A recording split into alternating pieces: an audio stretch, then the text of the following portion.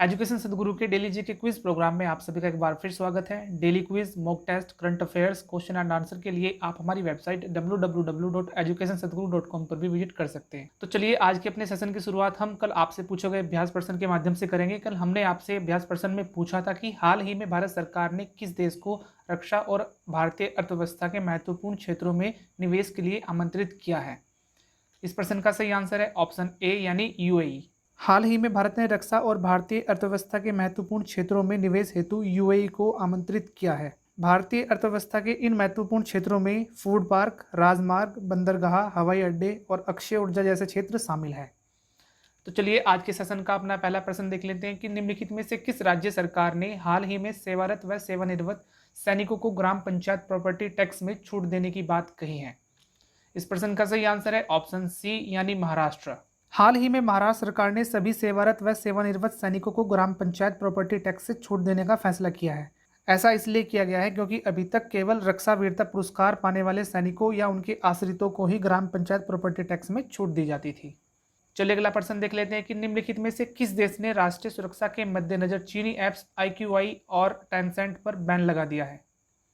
इस प्रश्न का सही आंसर है ऑप्शन सी यानी ताइवान। हाल ही में ताइवान ने चीनी स्ट्रीमिंग प्लेटफॉर्म IQI और टेंसेंट के संचालन पर पूरी तरह से रोक लगा दी है। ताइवान के आर्थिक मामलों के मंत्रालय ने कहा है कि यह कदम चीनी मीडिया कंपनियों के प्रभाव वाली सहायक कंपनियों के माध्यम से ताइवान में अपनी सामग्री भेजने से रोकने हेतु उठाया गया है। ताइवान की तरफ से इस फैसले के बाद व्यक्तियों, कंपनियों और अन्य संगठनों को चीन में इंटरनेट के माध्यम से आने वाली सामग्री को 3 सितंबर से देश में प्रतिबंधित कर दिया है। चलिए अगला प्रश्न भी देख लेते हैं कि कोरमो जॉब ऐप्स का संबंध निम्नलिखित में से किस टेक कंपनी से है। इस प्रश्न का सही आंसर है ऑप्शन डी यानी गूगल। जल्दी ही गूगल भारत में एक ऐप लेकर आ रही है जिसकी मदद से लोगों को नौकरी ढूंढने और उसके लिए अप्लाई करने में आसानी होगी। इस एंड्रॉयड ऐप का नाम कोरमो जॉब्स होगा। गूगल के इस ऐप के माध्यम से देश भर में खाली पदों को तलाशने में मदद मिलेगी। इसके अलावा इस ऐप से नौकरी तलाश करने वाले लोगों को मदद मिलेगी और वे भारत में अपनी पसंद की नौकरियां तलाश कर सकेंगे। चलिए अगला प्रश्न भी देख लेते हैं कि हाल ही में फैंटेसी लीग ऐप ड्रीम 11 ने कुल कितने रुपए में IPL 2020 सीजन के लिए स्पॉन्सरशिप राइट्स खरीदे हैं। इस प्रश्न का सही आंसर है ऑप्शन बी यानी 222 करोड़ रुपए में।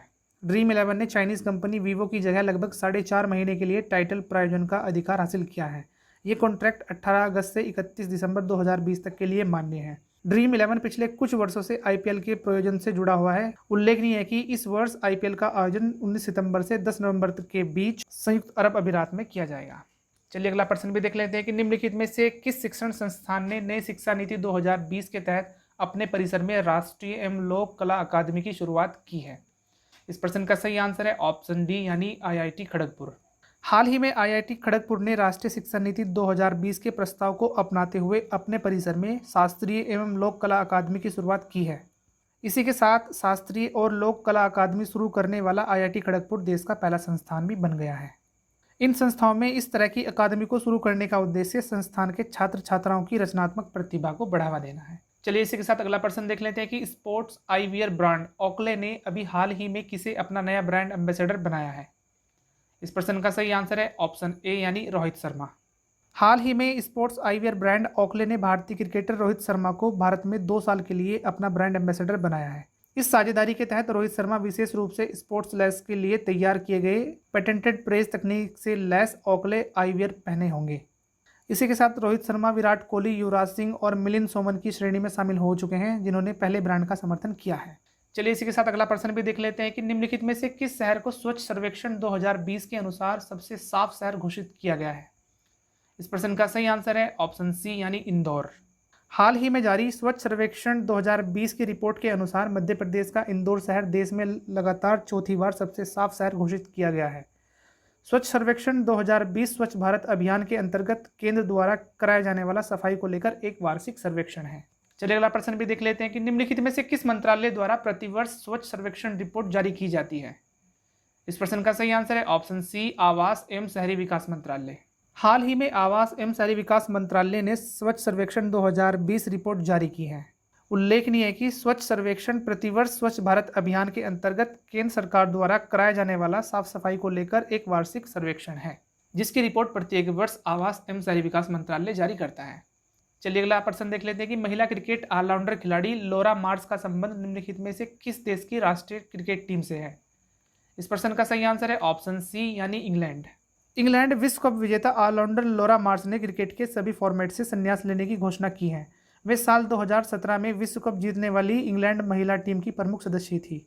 लॉरा मार्श ने अपने अंतर्राष्ट्रीय करियर के दौरान 9 टेस्ट, 103 वनडे और 67 टी20 मैच खेले हैं।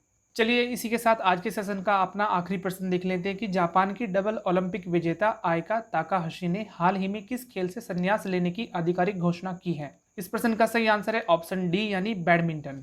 जापान की डबल ओलंपिक विजेता आयका ताकाहाशी ने हाल ही में बैडमिंटन के खेल से संन्यास लेने की घोषणा की है।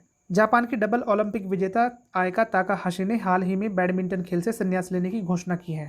ताकाहाशी ने मात्सुतोमो के साथ मिलकर 2016 में रियो ओलंपिक में महिलाओं के युगल स्वर्ण पदक जीता था। आयाका ताकाहाशी ने अपनी जोड़ीदार मिसाकी मात्सुतोमो के साथ ओलंपिक में बैडमिंटन में जापान को सबसे पहला गोल्ड मेडल भी दिलाया था। चलिए इसी के साथ अपना आज का अभ्यास प्रश्न भी देख लेते हैं कि इलेक्ट्रॉनिक वाहन निर्माता कंपनी टेस्ला का मुख्यालय कहाँ स्थित है। Option A California USA, option B Munich Germany, option C Saint Agatha Italy या फिर ऑप्शन डी लंदन। इस अभ्यास प्रश्न का आंसर आप हमारे कमेंट सेक्शन में जरूर दीजिएगा। यदि आज की वीडियो आपको पसंद आई है तो वीडियो को प्लीज़ लाइक करें, कमेंट करें और दूसरों के साथ शेयर भी करें। और यदि अभी तक आपने हमारे चैनल को सब्सक्राइब नहीं किया है तो प्लीज़ उसको सब्सक्राइब करें और बेल आइकन को प्रेस करना बिल्कुल भी मत भूलें ताकि सबसे पहले नोटिफिकेशन आप ही को मिले।